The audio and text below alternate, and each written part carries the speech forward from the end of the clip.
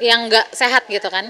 Jadi aku sih tetap pakai cara yang sehat. Aku juga nggak minum semacam obat penahan nafsu makan, obat untuk pencahar yang gitu-gitu aku nggak minum gitu. Jadi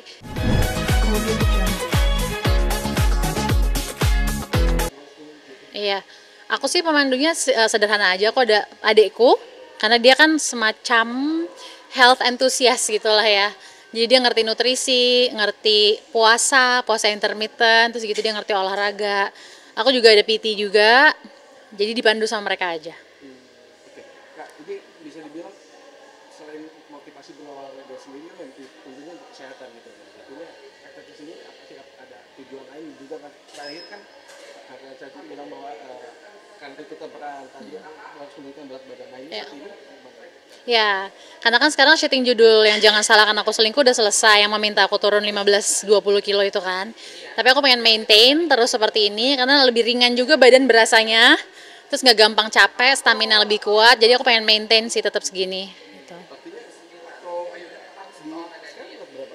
Sekarang beratku 55 kilogram. Akan di konsisten di 55 atau mau diturunin berapa kilo? Enggak sih, kayaknya udah maksimal ini 55. Artinya gimana? Artinya banyak hal lebih enak atau lebih ringan aja dibandingkan memiliki body atau Lebih karena mungkin dengan pekerjaan aku kan banyak banget aktivitasnya ya, sehari-hari itu bisa ada 3-4 aktivitas sekaligus.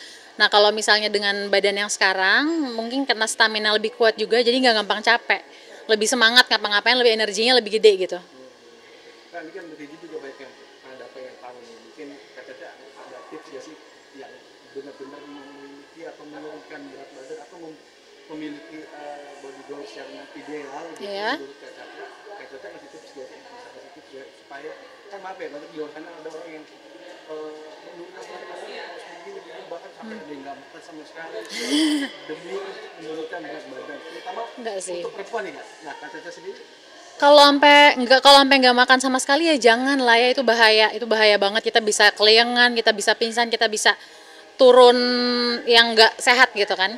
Jadi aku sih tetap pakai cara yang sehat. Aku juga nggak minum semacam obat penahan nafsu makan, obat untuk pencahar yang gitu-gitu aku nggak minum gitu. Jadi karena apa, tujuanku pengen punya lifestyle gaya hidup yang konsisten seperti ini terus.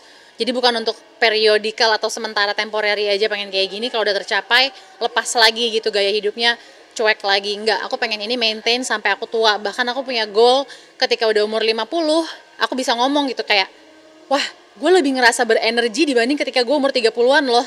Itu goalku. Jadi pengennya terus-terusan. oke, kalau untuk pola makan sendiri nih Kak, Ya. gimana Kak? Artinya Kak Caca menjaga itu juga nggak? Maksudnya kan ada yang orang kan karena buat ini nggak makan nasi atau apa segala macam pola makan gitu. Aku pola makannya tetap makan sehat walaupun cuma 4 jam sehari. Kalau untuk sekarang kan aku intermittent fastingnya tuh paling dikit ya, windownya tuh jendela makannya 4 jam. Tapi kalau misalnya sebelum-sebelumnya itu aku bertahap. Jadi misalnya baru makan jam 12 siang sampai jam 8 malam. Jadi windownya 8 jam. Tapi kalau sekarang bisa dari jam 4 sore sampai jam 8 malam itu cuma makannya jam itu doang. Jadi cuma 4 jam kan. Nah selama jam window makan, aku makan yang bernutrisi, tetap yang sehat, tetap pilih-pilih. Dan bagusnya puasa intermittent adalah kalau kita tuh udah membiasakan diri ngurangin porsi makan, kita lambungnya semua yang ada di dalam perut tuh jadi size-nya mengecil juga. Jadi dia nolak sendiri kalau dikasih makan yang porsinya banyak atau yang terlalu apa ya, bek gitu loh. Kita jadi begah dan kita nolak itu pasti. Ini kita tahu juga kalau misalnya Kak Caca apa suka ngopi juga ya nggak? Ngopi ya, aku ngopi sehari sekali. Itu sejak kapan Kak? Udah berapa tahun? Dari udah lama banget, aku udah lupa dari kapan. Karena kan Dari zaman sekolah atau dari SMA sih. SMA ya? Ha-ha. Itu sampai sekarang masih ngopi? Kalau sekarang lebih dikit malah. Kalau dulu lebih banyak. Kalau sekarang aku cuma ngopi cuma sehari sekali karena aku cukup sensitif dengan kopi.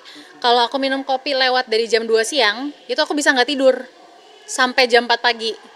Jadi sensitif banget sama kopi. Jadi minum kopi itu cuma pagi-pagi doang. Nah, maaf nih Kak, bener gak sih Kak ini ada apa beritanya bahwa karena gara-gara minum kopi apa itu jadi pemicu penyakit yang lain juga. Gak usah bahas itu ya. Oh, kalau misalnya dampak kopi itu sendiri, kalau menurut Kak Caca ada nggak sih Kak? Tergantung dosis sih ya. Kalau misalnya kita minumnya dengan jumlah yang wajar, dia akan membantu kita. Kalau misalnya kita minum kopinya kebanyakan, ya bisa jadi nggak tidur-tidur gitu.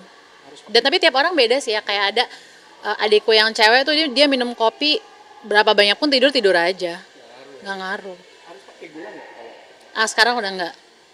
Sekarang nggak pakai gula, jadi kopi hitam aja. apa semua minuman? Semuanya sih.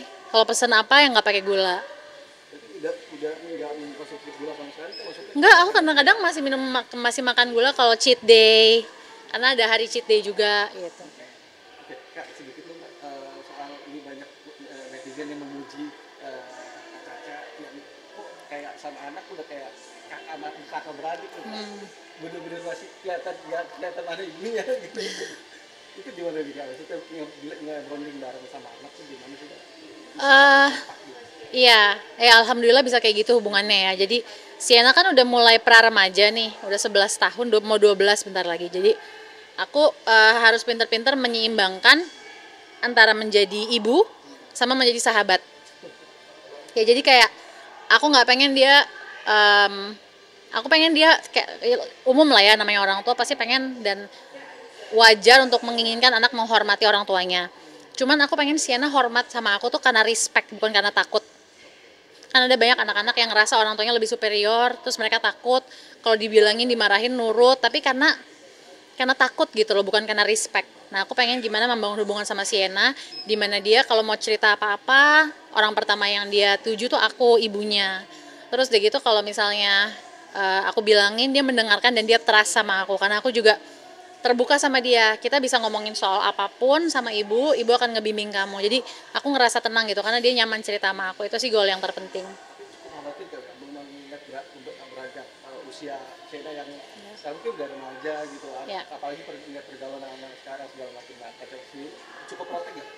Menurut aku sih mau punya anak, mau nggak punya anak, kita selalu punya alasan ya untuk ngerasa takut di dunia zaman sekarang yang kayak pemberitaan di mana-mana tuh udah banyak yang aneh-aneh gitu loh. Jadi aku sih menjaga Sienna sewajarnya, memberitahukan dia kenyataannya begini di luar sana, kamu harus hati-hati dalam hal-hal ini.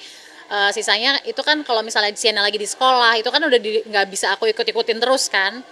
Atau dia lagi nginep sama temennya, itu kan udah bekal yang ada di dalam anak itu sendiri. Dia harus menjaga dirinya gimana. Jadi kayak aku bilangin seporsi wajarnya aja gitu.